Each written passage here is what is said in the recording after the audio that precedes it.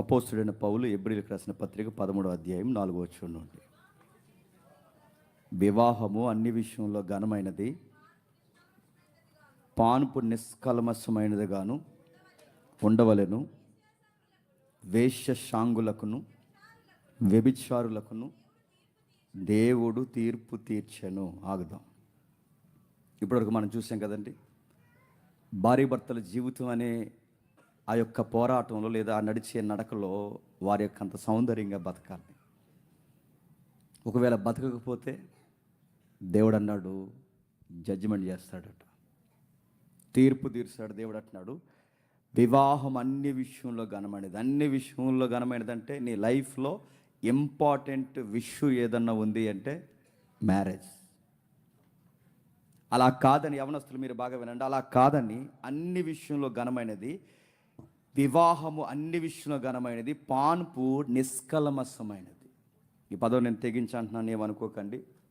నీ sexual life marital లైఫ్లో ఉండాలి, గుర్తుపెట్టుకో. పార్కుల్లో జబ్బలు రాసుకొని తిరుగుతాను, ప్రేమ చెత్త సెదారం అని నేను తిరుగుతాను, ఎక్కడ పడితే అక్కడ సొంగ కాడుస్తూ తిరుగుతాను, చంపుతాడు దేవుడు. ఏమనుకుంటున్నావు? నీ శరీరానికి ఒక కోరుకుందని, నీ శరీరానికి ఒక వేడి ఉందని, నీ శరీరానికి ఒక రుచులు ఉన్నాయని, నీ శరీరానికి ఒక జీవితానికి ఇవి కావాల్సిన అవసరాలు ఉన్నాయని శరీరాన్ని ఇచ్చిన వాడికి తెలుసు. ఆ కోరికలు మ్యారేజ్ అనే పట్టికలోనే తీరాలి. మ్యారేజ్ వెలుపుల తీర్చే ప్రయత్నం చేశావో జడ్జిమెంట్ చేస్తా అన్నాడు ఆయన. ఎవరిని తీర్పులోకి తీసుకొచ్చి కూర్చోబెడతాడట? వేశ్యశాంగులకును వ్యభిచారులకును. వేశ్యశాంగులకు మరొక ఈక్వల్ వర్డ్ ఉంది, జారులకు అన్నాడు. జారులు అంటే పెళ్ళి కాకుండా చేసేవాళ్ళు చేసే పనుల్ని జారత్వం అంటారు.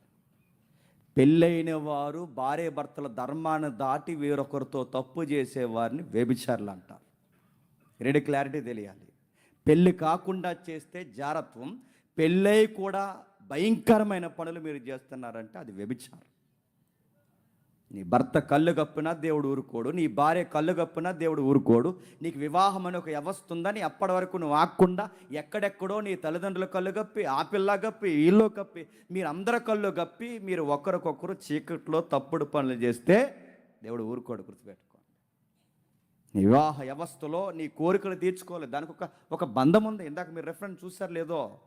ఇదిగో నీ యవ్వన కాలపు భార్య యందు నీ యవ్వన కాలపు భార్య కౌగిలలో సంతోషించు, అది రూల్ అంతే.